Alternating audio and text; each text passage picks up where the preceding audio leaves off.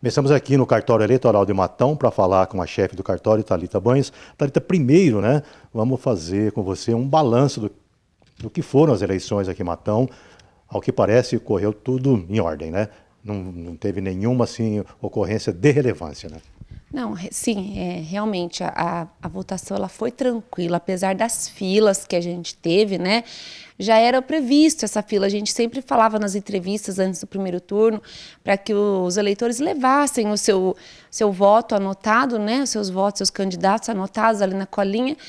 Em virtude de ser a primeira votação com biometria, a gente já previa que teria mais fila pela inexperiência de todo mundo, né? A primeira vez é sempre a primeira vez. E isso não foi só aqui em Matão, sobre as filas, né? A gente teve bastante filas em todo o estado, principalmente naquelas cidades em que a biometria ela foi utilizada pela primeira vez.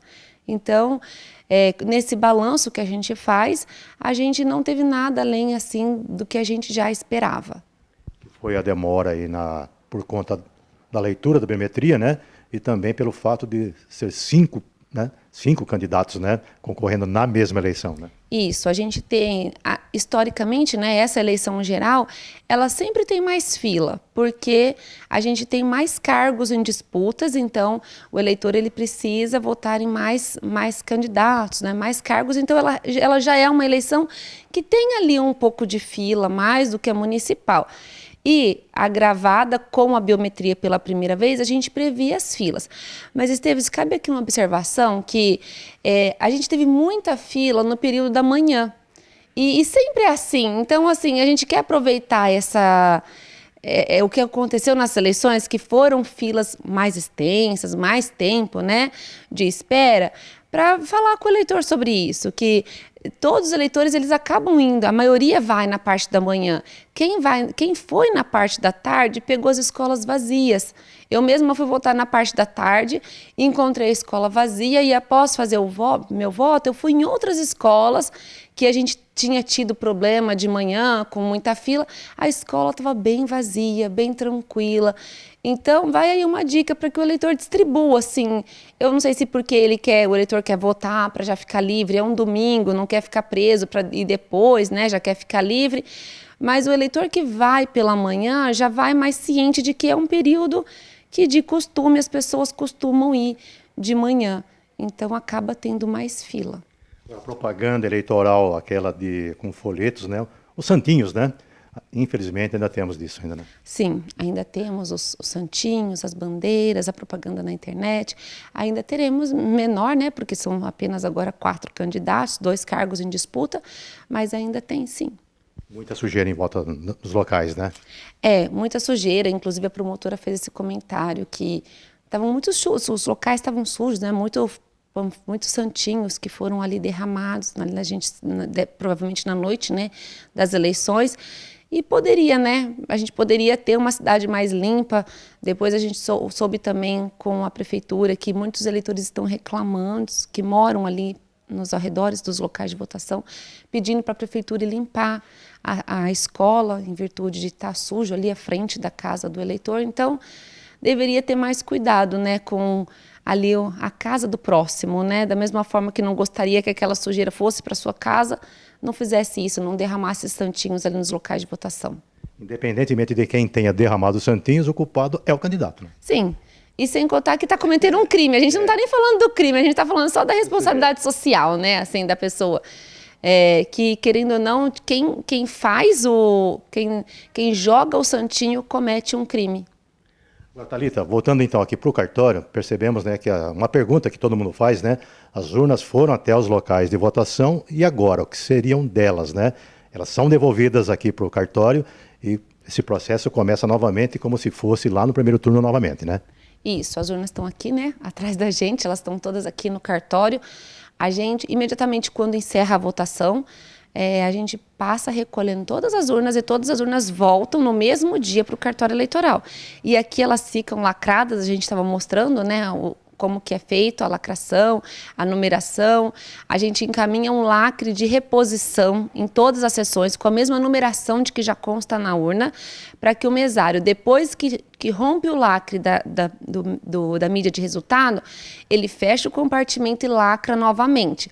E assim elas ficam até véspera das eleições do segundo turno, onde a gente acaba deslacrando para inserir novamente, né, a mídia que vai receber os dados do segundo turno, e aí lacra com um novo lacre, com uma nova numeração e com um novo controle. Então, no próximo ao segundo turno, agora que é no dia 30 de outubro, haverá mais uma cerimônia, então, de preparação dessas urnas. Sim, haverá outra cerimônia, publicado um edital de cerimônia de preparação, encarga, lacração dessas urnas, para elas poderem agora só ter os candidatos do segundo turno e ter uma nova mídia vazia para receber os votos do segundo turno. Os boletins, né, das urnas, né, desse primeiro turno estão disponíveis aqui também no cartório, né? Isso, o boletim em papel, né? Ele está fixado aqui ali na entrada do cartório e também é possível acessar pelo site do TSE, até pelo aplicativo, aquele aplicativo Resultados, é possível a gente conseguir o boletim de sessão a sessão do município. Ali constam os eleitores daquela sessão, daquela urna, também o resultado obtido pelos candidatos e também a lista de candidatos, é isso? Isso, aí, e também pelo site você consegue, no aplicativo você consegue só sessão a sessão. E pelo site, o site de resultados, TSE/divulga, é só registrar ali divulgação de resultado da eleição de 2022. No CAND vai direcionar para o site do TSE, onde consegue ver também todos os candidatos, aí o geral, não sessão a sessão. Até sessão a sessão também, mas consegue, além de sessão a sessão, ver todos os candidatos e quantos votos eles tiveram em Matão, em Dobrada, enfim, no país todo. O sistema aí que garante a lisura do processo. Sim, com esses dados que são publicados na internet, são os dados que a gente transmite. E eles têm que ser iguais aos dados do boletim de urna que está aqui no cartório. Que você diria então para o eleitor agora para o próximo turno, segundo, né? Sim, para o segundo turno, a gente pede a mesma paciência, né? Principalmente a questão do celular, a gente até pensou que pudesse ser mais tumultuado e não foi. A gente quer aqui agradecer o eleitor que compreendeu esse fato de não poder votar com o celular, essa proibição vai continuar. E com relação às filas, o que a gente já deu a dica aí de que o eleitor se distribua no decorrer do dia para poder fazer a votação. A gente teve um pouco de eleitores sem prioridade que acabaram estressando, porque existem os eleitores prioritários. Então, um pouco mais de calma com essa questão da fila, embora a gente acredite que a fila será menor que o primeiro turno, até por ter menos candidatos aí em disputa, né? Em São Paulo são 2, né? A colinha é mais curta, mas recomenda-se fazer também, né? Sim, a gente recomenda fazer a colinha, né? Para não confundir ali na hora, que às vezes pode acontecer. E outro detalhe, a urna 2020, apesar dela ser toda moderna, o eleitor ainda precisa apertar o teclado. O voto não é feito na tela da urna. Precisa apertar o teclado. Então, o eleitor de urna 2020, não são todas as sessões, todas as urnas ele precisa votar pelo teclado. E por quê? Até pela deficiência visual. O teclado ele tem o braille, e se fosse na tela, ele não teria. Então, o eleitor com deficiência visual não conseguiria votar numa tela touchscreen.